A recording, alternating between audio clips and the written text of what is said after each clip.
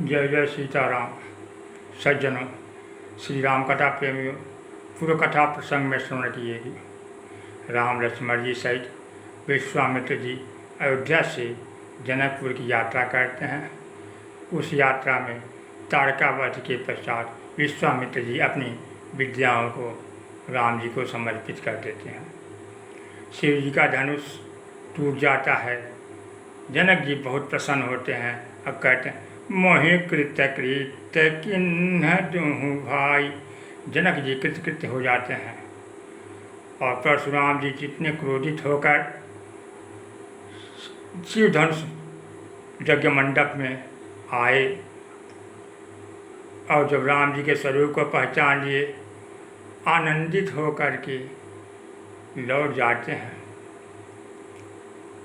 ताड़कावध, शिव धनुष का टूटना और परशुराम जी की विष्णु चाप को राम जी की तरफ चले जाना, खींच जाना, यह एक ऐतिहासिक कथा है।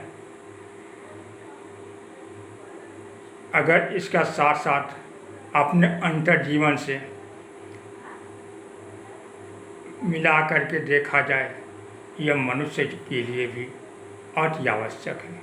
ताड़कावध, शिव धनुष का टूटना और इस विष्णु धनुष का राम जी की तरफ खींच जाना, इसका भी यह मानव जीवन के लिए अपेक्षित है। इसलिए श्री रामचरितमानस मनुष्य के लिए एक दर्पण है। तपस्वी विश्वामित्र जी, ज्ञानी जनक जी, पुरुषार्थी परशुराम जी उस समय की सामाजिक समस्याओं का समाधान करना चाहते थे, लेकिन समाधान करने में अपने को असमर्थ पाए। और शिव धनुष का टूटना, सीताराम जी का मिलन होना, राम राज्य की स्थापना होना, यह तो सीताराम जी के द्वारा ही संभव है। इसलिए यह कथा प्रसंग हमारे भी जीवन से जुड़ा हुआ है।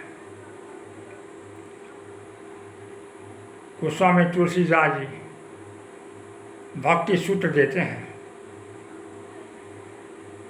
राम भक्ति जह सुर सरिधारा, सरसई ब्रह्म विचार प्रचारा, विषि निषेधमय कलिमल हरणी, करम कथा रविनंदनी भरणी। यह श्री राम कथा में गोस्वामी तुलसीदास जी ज्ञान, कर्म, भक्ति का समन्वय किए हैं। हम लोगों का भी कर्म, यानी मनुष्य का कर्म जमुना जी जैसा होना चाहिए। और जमुना जी रविनंदनी हैं, सूर्य की पुत्री हैं। इसलिए मनुष्य का कर्म, विचार स्वच्छ हो, सबके लिए हो। और दूसरा सूत्र, कर्म नदी की भांति होना चाहिए। नदी, जमुना नदी उद्गम से निकलती है और तीर्थराज पिलांग में गंगा में विलीन हो जाती है। और गंगा नदी उस जल को लेकर के गंगा सागर में मिल जाती है। इस तरह हमारा कर्म जमुना की तरह हो और कर्म नदी प्रवाह की तरह होना चाहिए। नदी जल देती है, सिंचाई के लिए देती है, पीने के लिए देती है, उससे मनुष्यों का कल्याण होता है। लेकिन वह अपने नियत स्थान से बहती हुई चली जाती है।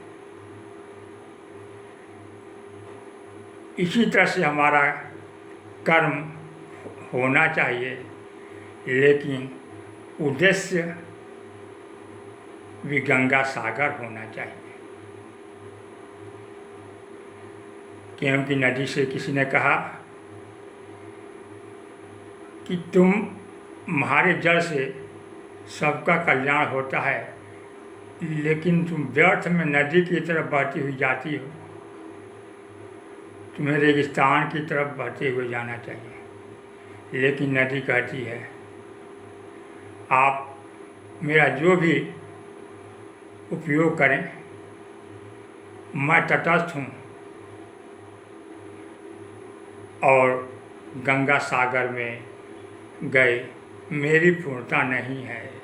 सरिता जल जल निधि महु जाई, होय चल जिम जीव हर पाई। तो नदी बहती हुई संगम में चली जाती है, गंगा सागर में विलीन हो जाती है। नदी किसी के कहने से रेगिस्तान की तरफ नहीं जाती, क्योंकि नदी कहती है कि हमारा उपयोग करें, जो भी अर्थ लगाएं, लेकिन हमारा जो निश्चित कर्म है वह अति आवश्यक है। जब मैं गंगा सागर में विलीन हो जाती हूँ, समुद्र में विलीन हो जाती हूँ, तो वहाँ से मेरा जल वाष्पित होकर मेघ बनता है और जल जमीन पर गिरता है। उस समय कोई नहीं कहता है कि जमुना जी का जल बरस रहा है, गंगा जी का जल बरस रहा है, सरजू जी का जल बरस रहा है, मेघ बरस रहा है, जल बरस रहा है। उसी तरह कितना भी सद्गुण संपन्न जीव हो, वह कर्म के द्वारा, परोपकार के द्वारा ही उसका जीवन कृतकृत्य नहीं है। जब तक वो अपने क्षुद्र अहंकार को, अभिमान को ईश्वर में नहीं विलीन कर देता, तब तक उसका जीवन पूर्ण नहीं है। इसलिए मनुष्य का कर्म सूर्य की जैसा होना चाहिए, जमुना जी जैसा होना चाहिए, नदी की भांति होना चाहिए। कर्म करें, लेकिन यह ध्यान रखें कि हम अपूर्ण हैं। ईश्वर की तरफ अपने गुणाभिमान को बिना समर्पित किए मनुष्य का कल्याण नहीं हो सकता। विश्वामित्र जी, जनक जी और परशुराम जी भी तो ईश्वर के अंश हैं। वे लोग भी, राम जी, अपने कर्म को समर्पित किए। इसलिए साधारण मनुष्य को भी कर्म करते रहना चाहिए, परोपकार करते रहना चाहिए, लेकिन यह नहीं मान लेना चाहिए कर्म और परोपकार करते ही पूर्णता है। पूर्णता तो अपने क्षुद्र अहंकार को छोड़ करके ईश्वर में अपने गुणों को, पद प्रतिष्ठा को मिला देना ही ईश्वर में मिलन है और जीव का कल्याण है। बोलिए सियावर रामचंद्र की जय। अगर यह कथा प्रसंग अच्छा लगा हो तो वीडियो को